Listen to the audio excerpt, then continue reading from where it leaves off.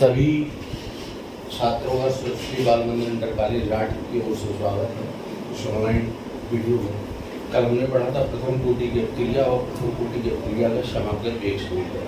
तो मैं याद करा देता हूँ, उसमें हमने पढ़ा हुआ था कि k बराबर 2.303 अपॉन t टाइम है log 10 बेस पर प्रारंभिक सांद्रण और t समय पश्चात का सांद्रण। इस प्रकार का हमको सूत्र आया। अब वैसे आता है आज का कि अर्ध आयु क्या है। अर्ध आयु को हम t हाफ या t 0.5 से प्रदर्शित करते हैं। किसी अभिक्रिया के आधे भाग को पूरा होने में जो समय लगता है वह उसकी अर्धायु कहलाता है। किसी अभिक्रिया के आधे भाग को पूर्ण होने में या किसी अभिक्रिया के आधे पूर्ण होने में जो भी समय लगा वह इस अभिक्रिया की अर्धायु कहलाएगा।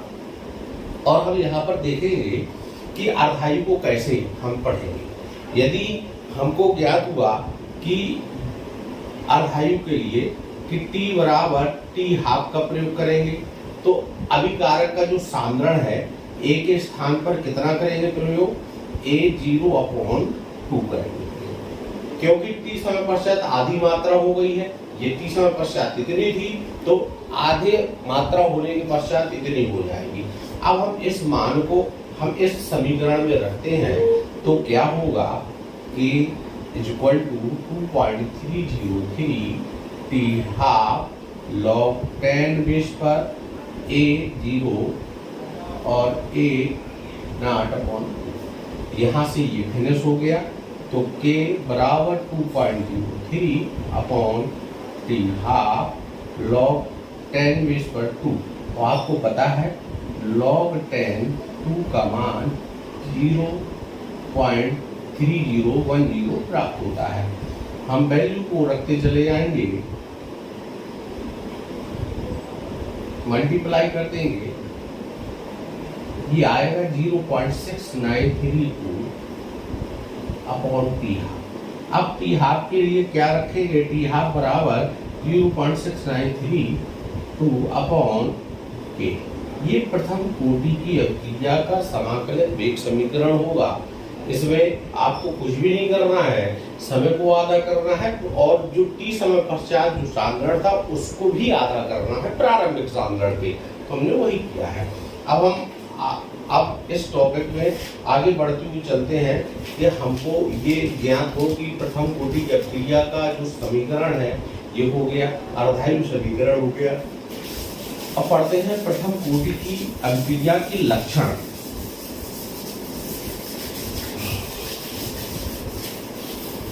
अब लक्षण में क्या है, सबसे पहले आते हैं लक्षण इसके प्रथम कोटि की अवक्रिया के। प्रथम कोटि की अभिक्रिया के लक्षण।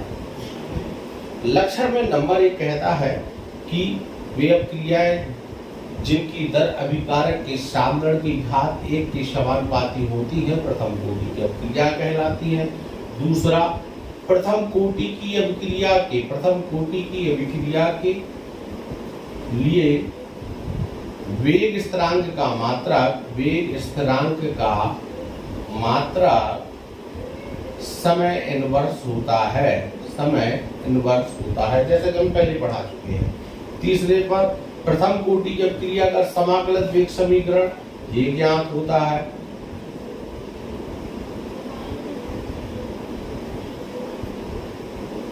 चौथे में आता है प्रथम कोटि की अवक्रिया का अर्धायु समीकरण ये ज्ञात होता है। जैसा कि हम जो पढ़ते हुए चल रहे हैं हम उन्हीं सारी चीजों की यहाँ पर आपको एक बार पुनः अभ्यास रूप में करा रहे हैं, लेकिन हेडिंग बदल गई है। परीक्षा में प्रश्न आता है प्रथम कोटि की अवक्रिया किसे कहते हैं, उसके लक्षण लिखिए, वह उदाहरण देकर समझाइए। तब हमको क्या करना है कि प्रथम कोटि की अवक्रिया के लक्षण, उसकी परिभाषा, उसका मात्रा वेग स्थिरांक के लिए समाकलित वेग समीकरण और अर्धायु समीकरण, ये 4 प्रमुख लक्षण हैं जो प्रथम कोटि की अवक्रिया को पूर्णतः आपको एक्सप्लेन करती है। इस प्रकार से ये टॉपिक यहाँ पर समाप्त होता है। अब टॉपिक आता है ताप गुणांक। अब यहाँ पर बहुत सारा चैप्टर हो चुका है, वीडियो बाई वीडियो। जहाँ भी समस्या रही हो, आप नोट्स बनाने के लिए बिल्कुल भी पैनिक ना हो।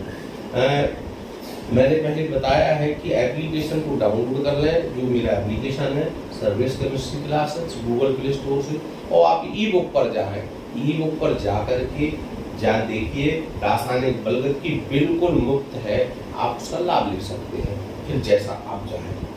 अब आता है ताप गुणांक। ये गुणांक क्या है? ये तापों का वेरिएशन है, भिन्न भिन्न वेग स्थिरांकों के अनुपात।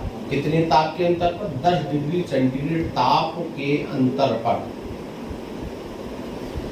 10 डिग्री सेंटीग्रेड ताप के अंतर्गत, ठीक है ना, भिन्न भिन्न